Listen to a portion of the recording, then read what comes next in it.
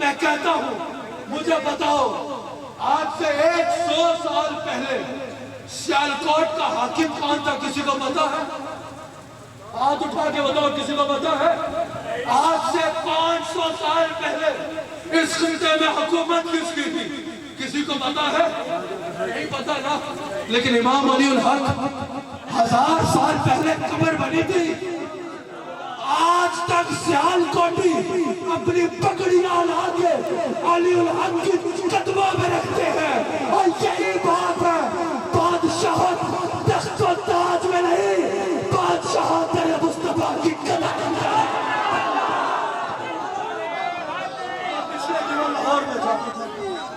میں پچھلے دنوں لاہور میں تھا. میں نے سنا، میں نے تقریر کی بادشاہی مسجد کے قریب. میں نے سنا کہ بادشاہی مسجد میں مصطفیٰ کا دور. میں اپنے بیٹے کو وہ تبرکات دکھانے لے گیا. وہاں کے انتظامیہ اللہ ان کو برکت دے، انہوں نے کہا عشاء پڑھائے. میں نے عشاء پڑھائی.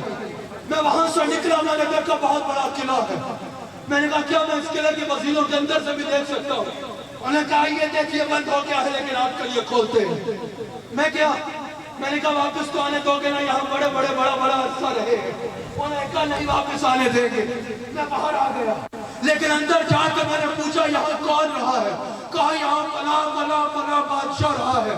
میں نے کہا قریب میں کسی کی قبر ہے؟ کہا ہاں راوی کے کنارے ایک کی قبر ہے. میں نے کہا جس کی قبر ہے یہ سارا قلعہ اس کا تھا؟ کہا ہاں سارا قلعہ اس کا تھا. میں نے کہا سارے لاہور میں اس کا شورا تھا؟ کہا پورے ہندوستان میں اس کی حکومت تھی. میں نے کہا اب کوئی قبر پہ جاتا ہے؟ کہا نہیں. 1 مہینے بعد کوئی صفائی کے لیے چلا جائے تو چلا جائے، باقی قبر پہ فاتحہ پڑھنے والا کوئی نہیں ہے.